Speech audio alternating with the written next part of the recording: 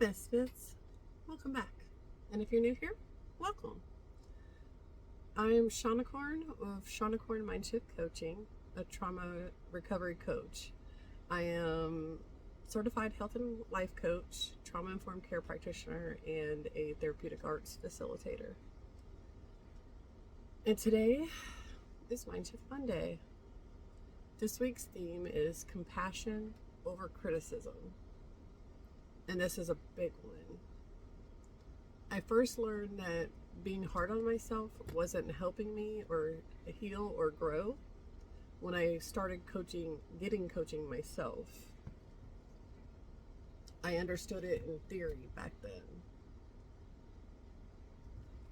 Yet, I don't think I truly integrated it until a few years ago because I grew up with criticism as the main form of communication, so I was criticized for almost everything.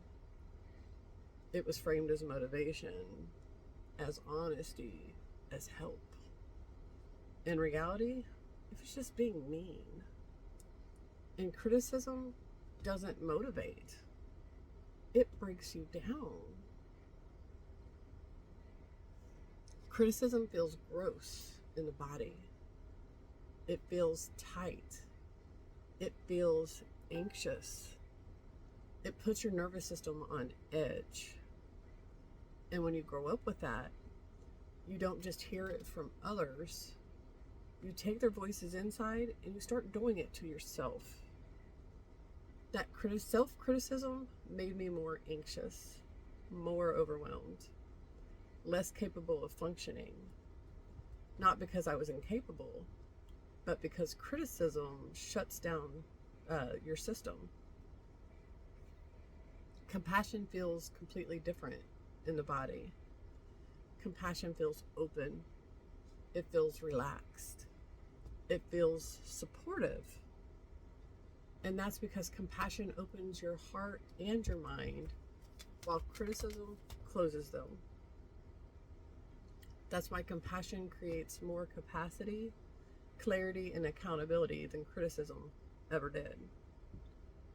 When you're open, you can see what's actually happening.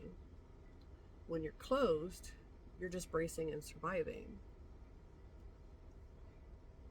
Compassion over criticism in real life looks like being gentle with yourself. It looks like no negative self-speak. And when negative self-speak shows up, because it will, you correct it. Not, I'm a dumbass. Try, I did a dumbass thing. What we tell ourselves matters. That shift alone changes how the nervous system responds. A lot of people think that they need criticism to improve because that's how they were raised. Their parents or caretakers were hard on them, so now they're hard on themselves. But step back and look. Out of all the times you pushed yourself through criticism, how well did it actually work? Probably not very well. So do something different. Choosing compassion helps regulate the nervous system because it expands you instead of contracting you. It tells your body you're safe with yourself. That's regulation. Compassion isn't weakness. It's not avoidance. It's not letting yourself off the hook. It's creating a safe container where growth can actually happen. Imagine speaking to yourself the way you speak to someone you love. You'd be kinder. You'd be more patient. You'd still hold accountability, just without cruelty. You'd learn to love yourself the same way you love others. And you'd realize you're a person too. You deserve care too. That doesn't have to come from outside of you. It starts with giving it to yourself. This is why compassion over criticism matters enough for a full week.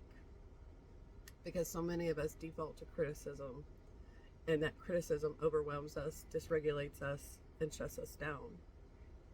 Compassion does the opposite. It opens us up.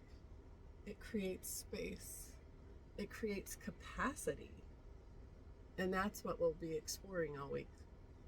Going deeper tomorrow, looking at mind, body, soul on Wednesday, integrating practices, reflecting, and grounding it into real life. You're not broken. You're not failing. And you don't need to be harsher with yourself to grow. Sometimes the most powerful shift is choosing compassion over and over again. I'll see you tomorrow, Misfits. Take care.